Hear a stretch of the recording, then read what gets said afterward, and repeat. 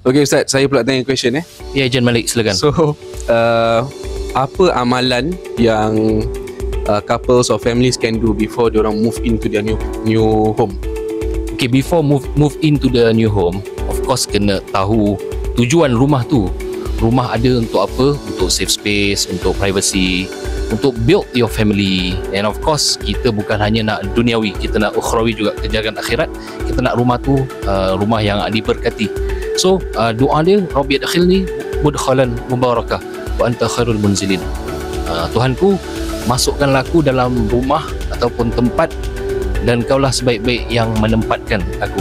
Rabbi adkhilni munzalan mubarakan. Maknanya masukkan aku dalam rumah yang diberkati. Wa anta khairul munzilin. Dan kaulah wa anta khairul munzilin. Amin ya Rabb. Amin. Kaulah sebaik-baik yang menetapkan kami, menempatkan kami. Saya that time pindah rumah tak baca doa ni tak apa Ustaz? Tak apa, tak terlambat.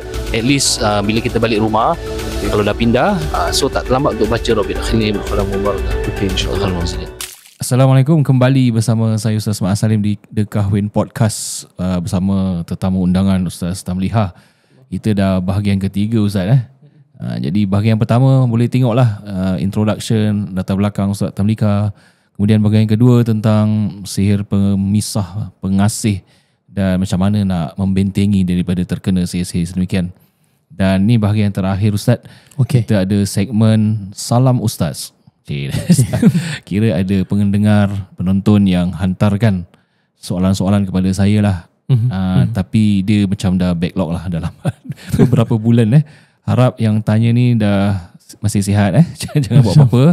Ada jawapan, sambil-sambil tanya Ustaz lain jugalah kan. Jangan harapkan saya sangat. Tapi hari ni insyaAllah kita akan jawab dengan kita punya tetamu.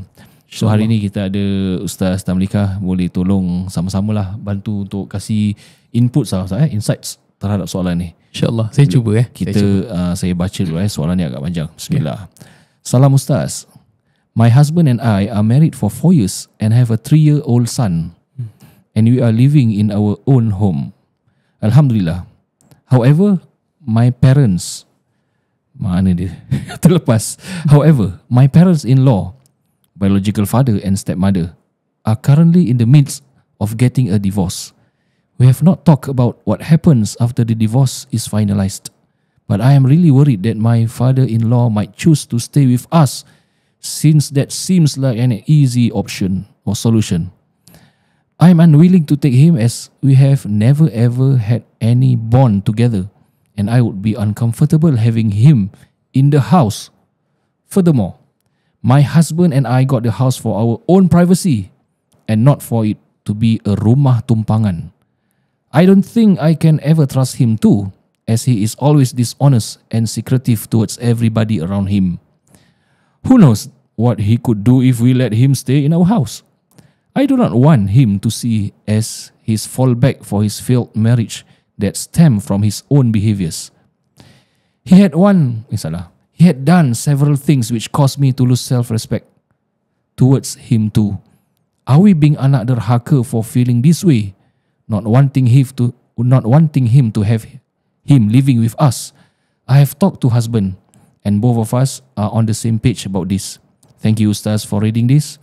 Hope to hear your thoughts on this. Sekian. Wow. Ya. Dia nama dia tulis nickname Lina. Okay Ustaz. Macam mana kita nak approach terhadap soalan ni Wow. Ini actually soalan ni dia ni Ustaz Muaz punya speciality lah Tak bolehlah kita kongsi-kongsi. Setiap orang tu ada dia punya kepakaran dan kelebihan. Jadi kita pun nak belajar juga daripada Ustaz Tamliha. Ustaz, macam mana kalau encounter macam ni? Maybe this is just my opinion untuk kita punya pendengar ataupun yang penghantar this question. You might agree to disagree tak semestinya you kena agree dengan saya lah. Cuma few things to point out and I agree with you to a certain extent. Saya setuju dengan you juga on certain matters, tapi tak semua. Saya faham mungkin you dah tahu perangai bapa mertua you, apa yang dia dah pernah buat dan sebagainya. That's why you cakap sampai macam ni. Kalau takkan you cakap macam ni kan. Mesti ada benda yang dah berlaku yang kita tak tahu. So kita tak berani judge. Cuma by the way that you have mentioned, it seems that your father-in-law have done something that is very orang kata wrong lah in that sense, ataupun orang kata teruk lah, rabak sampai you fikir macam ni. Keduanya, I'm not sure what happens now. Benda ni dah soalan ni dah for quite some time. Kita doa harapnya yang baik-baik lah. Harapnya lah Harapnya yang baik-baik. Alhamdulillah. Cuma the third thing saya nak point out, bila you cakap kita tak nak our house untuk menjadi rumah tumpangan. Betul. I understand what you are referring to. I faham maksud you tu. I betul-betul faham. Cuma kalau boleh kita fahami bahawa kita punya parents-in-law macam mana teruk pun, diorang pun kira still our parents. Dan kita kalau orang Islam, kita tak anggap mereka tumpang rumah kita. Tak anggap. Rumah kita macam rumah mereka juga. Kalau mereka perlu dapatkan tempat teduh, it should be our house and not rumah orang tua or something. Rumah orang tua tu you cakap rumah tumpangan, okay. Tapi kalau rumah you jangan cakap rumah tumpangan. But I understand what you're trying to say. You are not comfortable because apa benda dia dah pernah buat pada you. So just adjust the word rumah tumpangan tu, because you tak harbor them macam diorang tu guest. Tak, they still your parents walaupun things are not going the right way. So of course I rasa you ada hak. Tapi kalau bab ni kan, I hope you're not the only one that is being responsible lah. Maybe adik-beradik yang lain, betul. Kan, siblings, your husband boleh try to tengokkan juga what to do. At the end of the day, I think just sit down together among siblings, tanya siapa yang boleh jaga dan sebagainya. Kalau you tak mampu, you cakap you tak mampu.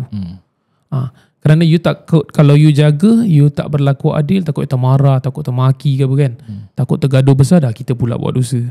So I think politically correct answer is to get your siblings to sit down together, ataupun your husband sibling, duduk ramai-ramai, discuss what is the best next alternative. Ini soalan jawapan yang safe lah. Ni standard lah saya answer kalau to be safe. Mungkin kalau dari segi hukum, I think Ustaz Maaz lebih what's your opinion Ustaz about this? Okay, very sensitive benda ni. Kita nak cakap sembarang pun susah. Betul. Ana rasa based on apa yang dihantarkan kepada kita, because every issue ada two side of story. Two side of a story. Kita pun tak tahu apa yang berlaku kepada kehidupan dan juga rumah tangga bapa mertua dia, kan. So kita try to accommodate as much as possible. Macam Ustaz Tanwika kata, walaupun dia sudah bercerai dengan dia punya pasangan, iaitu mak mertua dia, tapi ingat husband dia dengan bapa dan mak dia tetap anak beranak lah. Tetap anak beranak. And hubungan dia sebagai in-law tu dengan bapa dia tetap in-law. So it's mahram sampai bila-bila. Mahram sampai bila. Yang dah bercerai tu bapa dia dah bercerai, tapi yang hubungan dia dengan anak tu, yang atas dengan bawah tu masih kuat tu. Kuat.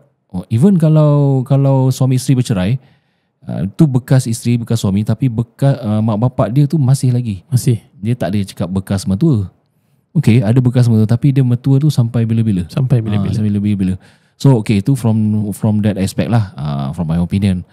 So kita try tengok dari sudut hukum, then kita feel responsibility. Kalau kita rasa tak ada shelter yang boleh memberikan dia tempat selamat untuk nak memberikan, why not you sit down lagi dengan your husband. Kalau let's say lah dia tak ada sibling, Ustaz, contoh, let's say. Okay, fine. Tahu siblings disown dia, and memang bapak dia prefer this house untuk dia nak tinggal. Kalau let's say buat sementara, why not accommodate buat sementara, tapi kena be upfront lah, because rumah tu is rumah you. Kita kena faham that privacy mesti ada, boundary mesti ada. So suami isteri tu duduk bincang sebelum ambil bapak. Kita kena bincang strategi macam mana kita nak set out rule. Kemudian kena beritahu kepada bapak dia lah, okay, mungkin boleh tinggal for a certain period. Di dalam masa yang sama kena tahu ada batasan-batasan dia, sebab kita ada 3 old son, ada anak, dan kita pun rumah tangga kan. Nanti of course benda-benda privacy pun bapak akan nampak. Kita gaduh ke apa, you all akan tak cantik akan nampak. So macam itulah pandangan Ana. Setuju. Kalau boleh bawa. Kalau let's say tak boleh juga, apa nak buat? Siapa nak jaga orang tua ni? Kalau ni, correct me if I'm wrong, ya, Ustaz. ya. Ustaz boleh betulkan saya lah. Ustaz layak untuk betulkan saya, Salah, insyaAllah. Kalau let's see for the meantime, contohlah you cakap you tak boleh jaga your father-in-law, you bagi tahu dia, of course maybe dia tak happy, dia kecil hati dan sebagainya, tapi dia kata okay, aku akan keluar. Tapi kita bagi masa sikit. Pasal dia nak cari contoh rumah seorang ke, rumah sewa ke, it might not be that easy. Yeah, Kan? correct. Kasih dia masa sikit. Dan you bukan halau tau, you just jujur. Kita tak menghalau dia keluar sekarang, tak adalah. Macam cakap dia, kita tak boleh nak jaga you dan sebagainya. Kalau boleh you cari tempat yang lebih baik daripada sini. Takut kita tak dapat jalan keamanan dan tanggungjawab dan sebagainya. So maybe give him some time untuk dia dapat rumah sewa ke apa dan sebagainya. Ini what you can do. Kira atas ihsan you. Yes. So you, orang kata ada a bit of mercy lah. Kita berikan as how Allah ada mercy towards us, kita pun kena ada orang kata ihsan terhadap manusia yang lain. Especially your father-in-law. Walaupun you tak ngam dengan dia. Yeah. So I think at least provide for short term punya solution lah. Yes, untuk memberikan shelter yang dia rasa selamat untuk tinggal. Tapi dalam masa yang sama, okay, be upfront. Cakap dengan father-in-law, dengan bapa yang lelaki tu, ni bukan long term. So in the meantime, we boleh stay kat rumah kita, tapi dia cari juga rumah sewa kan, usaha. Kena faham juga sebab orang bercerai ni kan banyak pakai duit. Nak kena bayar nafkah iddah, nak kena bayar mut'ah. So nak sewa rumah lagi dalam, kalau satu bilik tu berapa sekarang kan? Bilik tu depends. Berapa ratus lah per month. So kalau macam financially ketat sangat, itu susah. yang then I think bincang dengan bapa secara adult lah. Not okay, father son memang, tapi kita takut kalau kita terlalu cakap yelah sebagai anak kan, hormat, takut bapa pun naik kepala kan. Nanti dia because I father, what you need to accept me. Okay, memang betul, tapi kita ada family kita juga.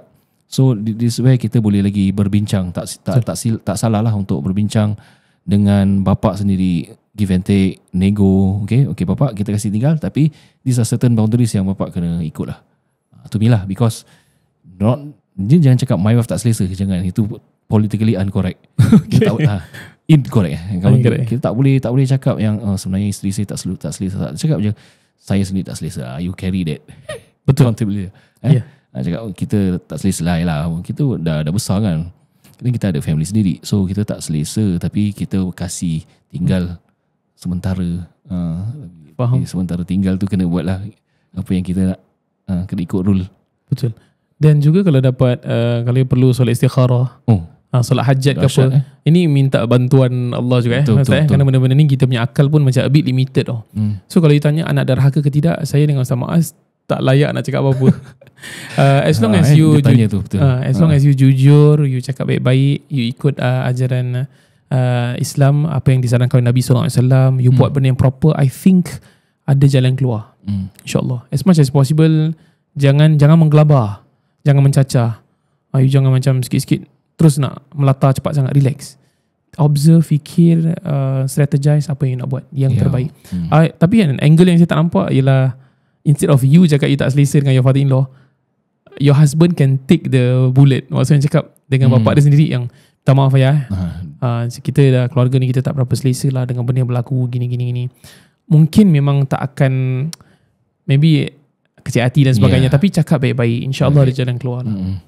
Wah, interesting Ustaz. Interesting. Okay, Encik Malik, dalam your experience kan, couple lah, husband wife, diorang viewing. Yes. So dalam viewing ni mesti ada banyak sangat input, pendapat.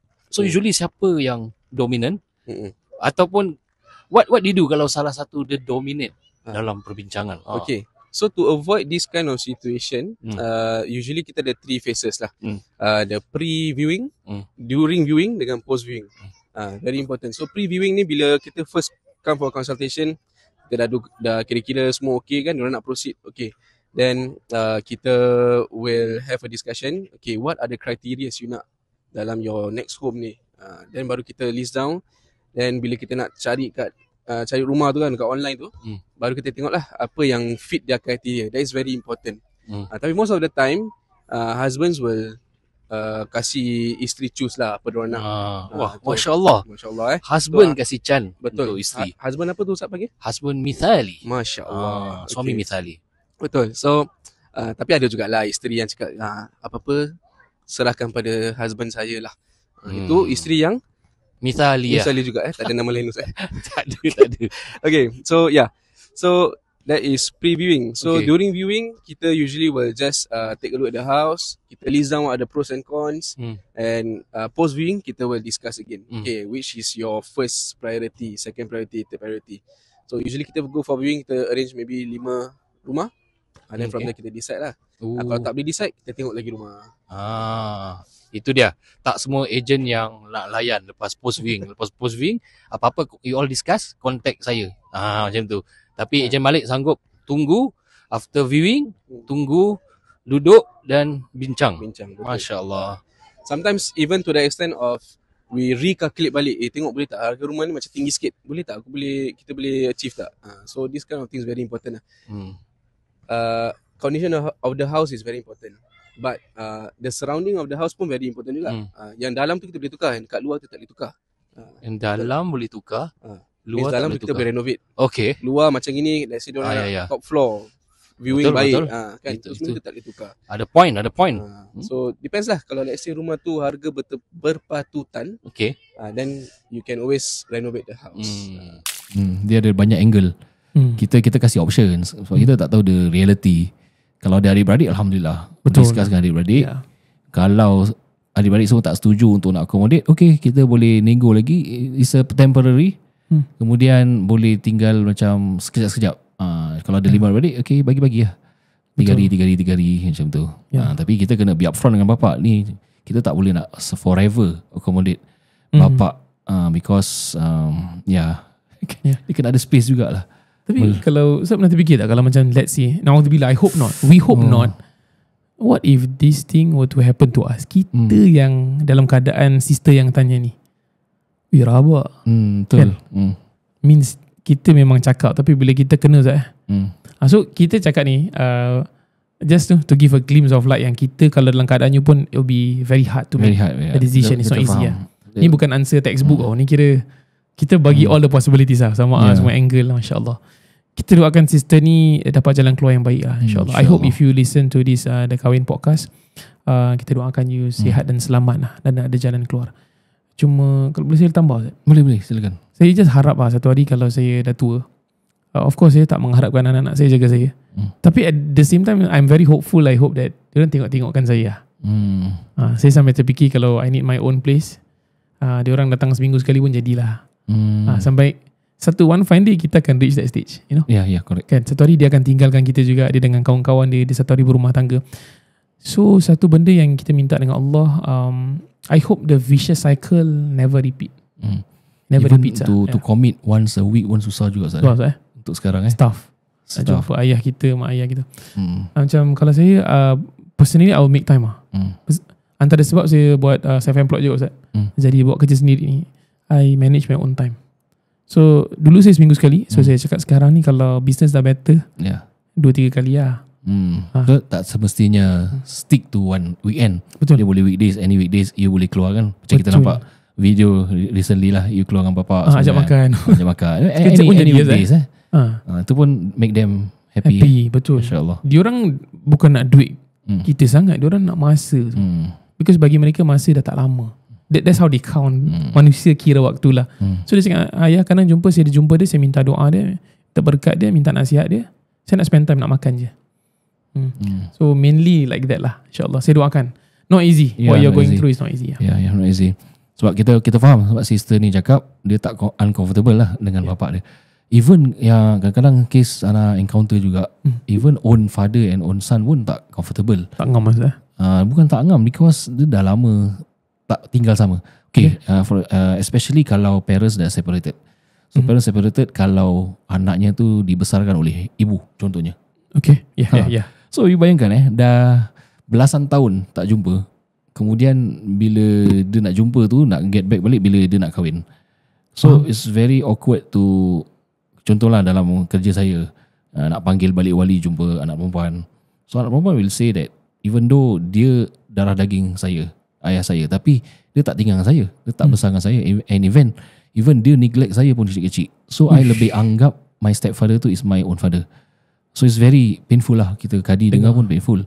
Tapi usually kita take this opportunity to macam reunionkan balik. Betul. Cantik, bapak cantik, kena jumpa at least, because whatever you dengar tu cerita dah belasan tahun lepas.